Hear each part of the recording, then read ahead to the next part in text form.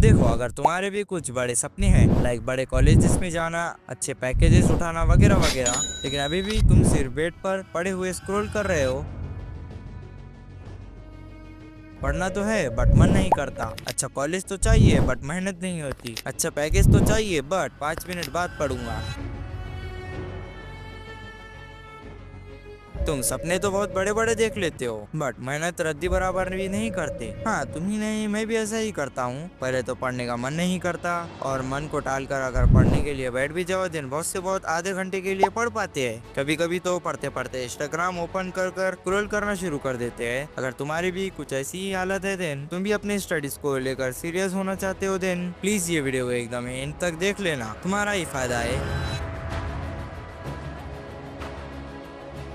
तो तुम कैसे 6 आवर्स प्लस स्टडी कर सकते हो, तुम कैसे फुल कंसंट्रेशन से स्टडी कर सकते हो, स्टडी का बेस्ट टाइम क्या होता है, how to be more productive, इतने ही नहीं और बहुत सारे क्वेश्चन के आंसर्स आपको इस वीडियो में मिलने वाले हैं। और अगर इस वीडियो को तुम एंड तक देख लोगे देन मेरी गारंटी है कि तुम इसे देखने के बाद सीधा पढ़ने बैठोगे। So without wasting any time let's dive into the video.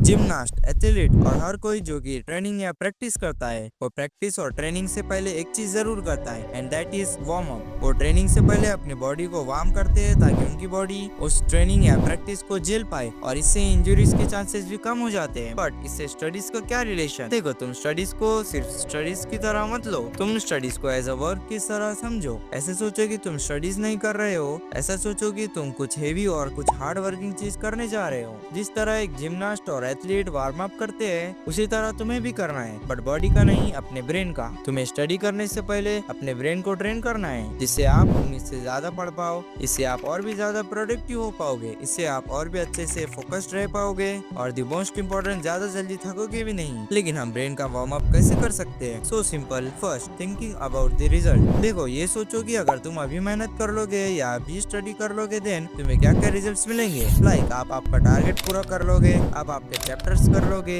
कोई भी बैकलॉग नहीं रहेगा, etcetera etcetera. Second, watching motivation video. देखो, मोटिवेशन वीडियोस देखना कोई बुरी बात नहीं है, तुम मोटिवेट होने के लिए कुछ मोटिवेशन वाले वीडियोस देख सकते हो। सो ये वीडियो भी तुम्हें मोटिवेट ही कर रही है, so like and subscribe. Third, सब ब्रीदिंग ड्रिल्स। आप कुछ ब्रीदिंग ड्रिल्स करके अपने ब्रेन के इंजन को ऑन कर सकते हो। फोर्थ, तुम कुछ बेवरेजेस ले सकते हो लाइक चाय एंड कॉफी। देखो, मेरा मतलब सिर्फ ये है कि कुछ ऐसे अपने माइंड को प्रिपेयर कर लो जिससे तुम्हें पढ़ाई करने का मन करे, तुम प्रोडक्टिव रहो पूरे सेशंस में, तुम फोकस रहो और तुम ज्यादा से ज्यादा पढ़ पाओ। देखो, तुम माइंड को तभी ट्रेन करना जब तुम नेक्स्ट पॉइंट को अच्छे से जान लो।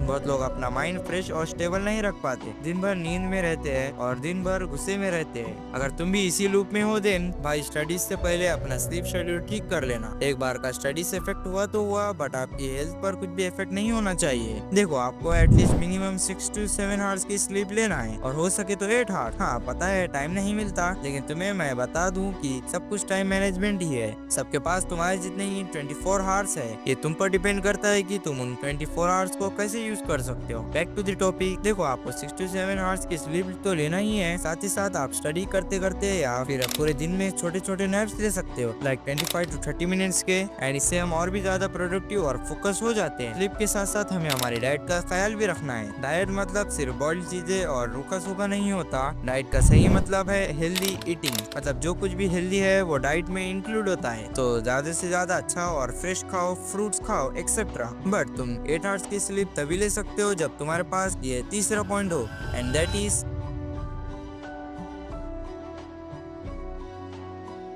देखो, हम लिविंग बींग्स है, हमारे पास सिर्फ एक ही जिंदगी है, तो उसे वेस्ट कर देना इज लाइक सेंसलेस। तो क्या हम पढ़ाई करना छोड़ दे और सिर्फ लाइफ एंजॉय करें? नहीं, मैंने ऐसा तो नहीं कहा। मेरे कहने का मतलब है कि तुम्हारे पास एक स्टडी रूटीन होना चाहिए। लाइक पहले तो तुम्हें फिगर आउट करना होगा कि तुम्हारे लिए अभी डेली बेसिस पर कितने आवर्स की स्टडी करना है जरूरी है। एग्जाम्पल, अगर 9th के स्टूडेंट हो देन 3 to 4 आवर्स, 10th में हो देन 4 आवर्स या मैक्सिमम 5 आवर्स, या एंट्रेंस देने वाले हो लाइक जेई नीट या फिर another higher level exams then 6 to 7 hours etcetera. Etcetera ऐसे ही कैटेगराइज कर लो। देखो इस दुनिया में हर चीज के पास 24 आवर्स है और हम सब स्टूडेंट्स के पास भी। स्टूडेंट्स होने के नाते मैक्सिमम स्टूडेंट्स के रूटीन सिमिलर ही होंगे। तुम्हारे पास 24 आवर्स है तो इन्हें यूज कैसे करें? फर्स्ट हमारी स्लीप, लाइक हम मैक्सिमम और एवरेज पकड़ कर चले, देन हमारे 24 आवर्स में से 7 आवर्स सब्ट्रैक्ट करोगे, देन 18 आवर्स बचेंगे और हम इन 7 आवर्स को विदाउट एनी डिस्टर्बेंस छोड़ देंगे। देन स्टूडेंट्स हो, देन तुम पक्का स्कूल या फिर कोचिंग जाते ही होंगे तो उनका एवरेज 8 आवर्स पकड़ लो, मतलब अभी 18 आवर्स में से आपके पास 10 आवर्स लेफ्ट है। देन अब आपकी आ जाती है सेल्फ स्टडी, जिसमें तुम तुम्हारे हिसाब से आवर्स माइनस कर सकते हो। लाइक अगर इंटरेस्ट देने वाले हो then 6 hours on an average minus कर दो, देन हमारे पास बचेंगे 4 आवर्स। देखो मैंने तुम्हें स्टार्टिंग में ही बताया था कि हमें करियर के साथ साथ अपनी लाइफ पर भी ध्यान देना है। तुम इन 4 घंटों में तुम्हारे पसंद की चीजें कर सकते हो, लेकिन रुको इनमें से और 2 आवर्स माइनस कर दो फॉर दी डोमेस्टिक नीड्स, खाना पीना, बाथिंग और फ्रेश होना। तो आपके पास अभी भी 2 आवर्स बचे हैं और 2 आवर्स कम लग रहे हैं। देन भाई मेरा यकीन करो ये बहुत ज्यादा है, क्योंकि तुम इन पूरे 24 आवर्स में से इतनी सारी चीजें मैनेज कर रहे हो, कोचिंग या स्कूल और इतनी सारी सेल्फ स्टडी, तो इसके सामने 24 आवर्स बहुत ज्यादा होने चाहिए। और इन 2 घंटों में तुम्हें तुम्हारी पसंद की चीजें करनी है, जैसे स्क्रोलिंग, प्लेइंग गेम्स, दोस्तों और फैमिली को टाइम देना वगैरह वगैरह। लेकिन इस तरह के रूटीन का एक बहुत ही ज्यादा इंपॉर्टेंट रूल है, अगर उसे ब्रेक करोगे देन ये सारा रूटीन बनाना इज वर्थलेस। तो रूल है कि देखो अगर आपके रूटीन में स्टडी करना लिखा है तो सिर्फ स्टडी करो, फ्री हो तो सिर्फ फ्री होकर अपने पसंद की चीजें करो, मतलब अपने टाइम टेबल पर स्ट्रिक्ट रहना होगा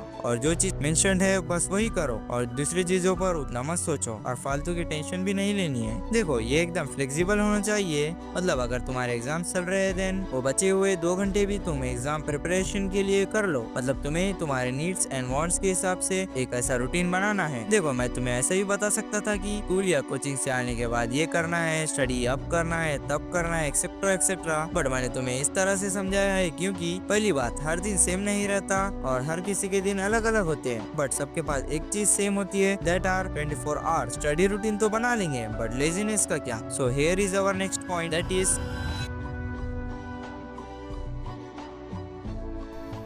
उन 24 आवर्स में हमारे पास कुछ ऐसे कीमती आवर्स होते हैं जिसमें अगर हम कौन सा भी काम करें तो हम उस काम को एकदम कॉन्सेंट्रेटेड और फुल मेहनत से करते हैं, तो इन्हें हम प्रोडक्टिव आवर्स कहते हैं। मतलब तुम्हें ये नोटिस करना होगा कि तुम कब एकदम प्रोडक्टिव होते हो, शायद तुम सुबह उठते हो तब प्रोडक्टिव होते होंगे या फिर रात में। देखो मैं तुम्हें मेरा एग्जाम्पल देता हूँ, मैं ऑन एन यूजुअल डे रात में बहुत ज्यादा प्रोडक्टिव होता हूँ, इनके मुकाबले में मैं रात में चीजें जल्दी और फोकस होकर करता हूँ और मेरा रूटीन भी कुछ ऐसा ही है कि मेरे पास और कुछ चारा भी नहीं है रात में काम करने का। तो here is advantage for me, routine पर भी कुछ इफेक्ट नहीं होगा। तो ये तो मेरी बात हो गई, तो आप एक दिन ऐसे ही एक्सपेरिमेंट करो कि तुम कब प्रोडक्टिव हो जाते हो और तुम अगर उन हार्स में स्टडी कर लेते हो देन तुम बहुत ही इजीली और इफेक्टिवली पढ़ पाओगे। तो this is an important thing. लेकिन अगर मैं कोई भी मोटिवेटेड भी देख लूँ या फिर अंदर से मोटिवेशन आ जाए देन मैं दिन में भी प्रोडक्टिव हो जाता हूँ। जैसे अभी ये स्क्रिप्ट लिखते वक्त मैं प्रोडक्टिव हूँ और अभी दिन चल रहा है, तो अगर तुम प्रोडक्टिव टाइम की वजह से तुम्हारा रूटीन डिस्टर्ब हो रहा है देन आप उसे लीव भी कर सकते हो, बट कोशिश यही करना कि उन प्रोडक्टिव आवर्स को मैनेज कर लो अपने रूटीन में। और बेमन मतलब तुम्हारा जब काम करने का मन नहीं होता है तब तुम काम या स्टडी करते हो देन वो ज्यादा बेहतर होता है, उससे आप और भी ज्यादा मजबूती से कंसिस्टेंट हो पाते हो। तो चाहे प्रोडक्टिव आवर्स मिले या ना मिले अपना रूटीन स्टेबल रखो बस। बट हमने वीडियो की शुरुआत में प्रोडक्टिव कैसे हो रहे इसकी बात करी थी, डोंट वरी हमारा अगला पॉइंट वही है।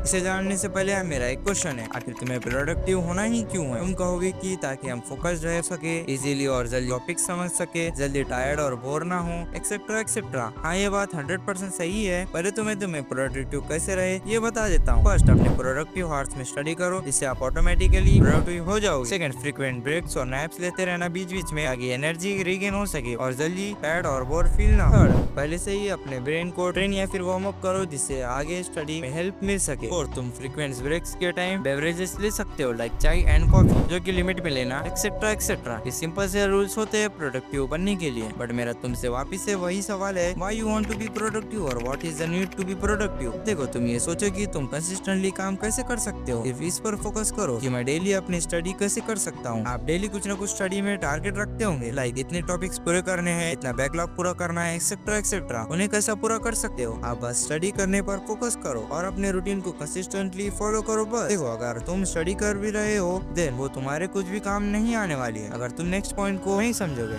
दैट इज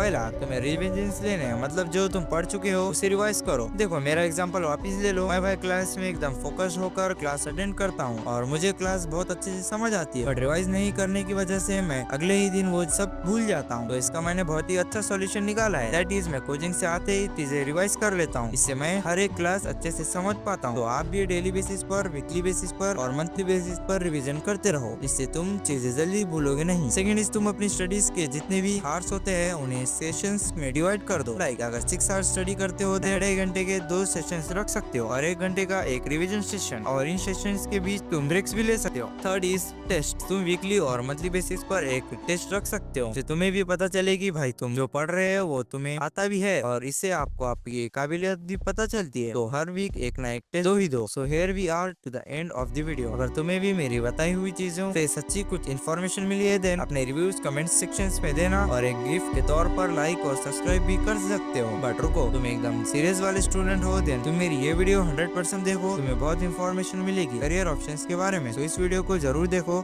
हमारी मुलाकात वही होगी, तब तक के लिए बाय।